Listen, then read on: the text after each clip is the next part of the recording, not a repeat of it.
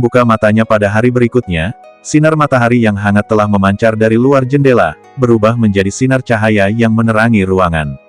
Lindong dengan santai mengeksekusi serangkaian teknik tinju untuk menghangatkan tubuhnya, dan hanya berhenti ketika keringat samar-samar terlihat di dahinya.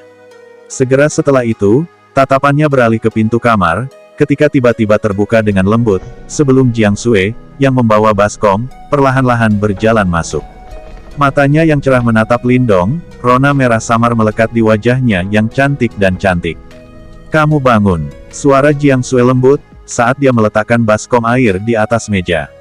Kemudian, dia membasahi handuk, dan dengan lembut meremasnya dengan tangan seperti batu giok, sebelum menawarkannya kepada Lindong. Ini membuatnya tampak seperti istri yang sangat penurut. Lindong linglung saat dia menatapnya.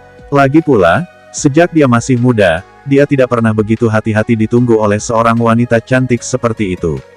Saat Lindong menatap Jiang Sui, yang kepalanya sekarang diturunkan saat dia diam-diam mencuci handuk, Lindong menggaruk kepalanya. Mungkin dia salah, namun dia merasa bahwa cara Jiang Sui memandangnya hari ini sedikit berbeda. Perubahan ini sepertinya sudah dimulai tadi malam. Tidak perlu bagimu untuk memaksa dirimu melayani aku. Aku tidak terbiasa dengan ini. Meskipun kami hanya saling kenal untuk waktu yang singkat, aku memperlakukan kamu sebagai teman sejati. Ucap Lindong. Jiang Sui sedikit terkejut. Saat dia mengangkat kepalanya, matanya yang indah menatap lurus ke arah Lindong. Beberapa saat kemudian, senyum mempesona muncul di wajahnya yang cantik. Tepat ketika ruangan menjadi sunyi, sebuah suara mendesak tiba-tiba terdengar dari luar. Jiang Sui buru-buru berbalik dan meninggalkan ruangan. Segera setelah itu, Lindong mulai mendengar beberapa suara. "Berita buruk, kakak senior. Doa bela diri Hering berdarah tiba-tiba membawa orang-orang mereka dan mengelilingi dojo bela diri kita." Petik 2. Di dalam ruangan, mata Lindong langsung menyipit. Dia meregangkan punggungnya, dan berjalan keluar ruangan. Lindong tersenyum dan berkata, "Ayo kita lihat di luar." Di pintu masuk dojo bela diri, Jiang Lei dingin seperti air beku ketika dia menatap anggota martial dojo Bloody Vulture yang berkerumun. Saat ini, Eagle Martial Dojo telah dikepung dengan ketat. Mayoritas pasukan ini memiliki lencana yang sama di dada mereka. Itu adalah simbol Bloody Vulture Martial Dojo. Terbukti, orang-orang ini berasal dari Bloody Vulture Martial Dojo. Tentu saja, semua orang di Great Eagle City tahu bahwa Great Eagle Martial Dojo dan Bloody Vulture Martial Dojo adalah musuh, dan kedua faksi saling membenci. Karena itu, suasana bermusuhan ini tidak aneh. Setelah dia berteriak, beberapa pria di belakangnya segera melakukan tandu. Berbaring di atas tandu itu, adalah Luo San, yang seluruh wajahnya rusak parah. Saat ini, yang terakhir tampaknya masih dalam keadaan koma. Sepertinya tamparan yang diberikan Lindong kemarin tidak ringan sama sekali.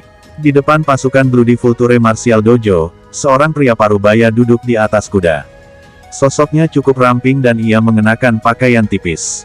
Dia memiliki sepasang mata yang dalam, dan ekspresi wajahnya saat ini sangat gelap, sementara niat membunuh yang kejam memenuhi matanya. Jelas, dia sangat marah.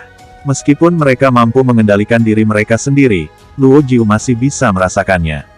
Seketika, ekspresi wajahnya yang sudah gelap berubah semakin menakutkan. Dia menatap dengan kejam pada Jiang Lei, dan dengan sungguh-sungguh berkata, "Jika kamu tidak menyerahkan bajingan kecil itu sekarang, jangan salahkan aku karena kejam." Sebelum Mimin lanjutin ceritanya, jangan lupa subscribe, like, komen, agar Mimin semangat bikin videonya. Terima kasih. Mata Jiang Lei gelap. Tiba-tiba, kakinya menginjak tanah, saat sosoknya segera berlari maju. Pedang besarnya menghasilkan momentum yang tangguh, karena dengan ganas menyapu Luo Jiu, yang duduk di atas kudanya. Ketika dia melihat adegan ini, ekspresi Luo Jiu berubah serius. Tangannya meraih, ketika seorang pembuat perang yang hebat segera muncul di dalam. Kemudian, dia menepuk telapak tangannya pada kudanya, dan tubuhnya melonjak ke atas. Warhammernya bersiul di udara seperti longsoran salju, secepat kilat saat menghantam pedang Jiang Lei. Dentang-denting dentung denteng dentong. Raungan yang dalam dan gelombang kejut Yuan Power meledak di udara. Tubuh Jiang Lei langsung terhempas oleh tumbukan, jatuh ke tanah, dan meninggalkan bekas yang panjangnya belasan meter. Ketika mereka melihat bahwa Jiang Lei berada pada posisi yang kurang menguntungkan setelah pertukaran pertama, anggota Eagle Martial Dojo langsung mengeluarkan suara-suara yang mengkhawatirkan. Segera, tanpa niat untuk berhenti, sosoknya melintas, dan dia menukik seperti burung herring. Palu di tangannya membawa kekuatan yang sangat menakutkan dan undulasi Yuan Power, karena dengan kejam memukul Jiang Lei. Suara keras bergema, karena pedang itu langsung tertiup angin. Ketika dia melihat situasi ini, kilatan iblis melintas di mata Luo Jiu. Kekuatan Yuan yang kuat berombak-ombak di atas palu di tangannya, saat ia segera menghancurkannya ke dada Jiang Lei. Berdasarkan kekuatan di baliknya, jika Jiang Lei terkena serangan itu, seluruh dadanya mungkin akan meledak. Luo Jiu mengenakan ekspresi menyeramkan saat dia membanting penghukum perangnya. Namun, tepat saat pegolf itu akan mengenai tubuh Jiang Lei, angin kencang yang hebat tiba-tiba meledak di udara dengan suara menusuk. Siapa? Angin kencang yang tiba-tiba itu menyebabkan wajah Luo Jiu menjadi dingin. Seketika, dia berbalik ketika pembuat hantamannya dengan keras membentur angin kencang yang datang. Dentang, bunga api ditembakkan dengan keras. Namun, hasil yang Luo Jiu harapkan tidak terjadi. Sebuah kekuatan yang sangat kuat disembunyikan di dalam badai itu, karena dengan paksa menyentakkan palu perang ke belakang. Kekuatan besar yang menyembur keluar, menyebabkan hati Luo Jiu membeku. Pemain perang di tangannya menari, dan melindungi tubuhnya saat dia buru-buru mundur.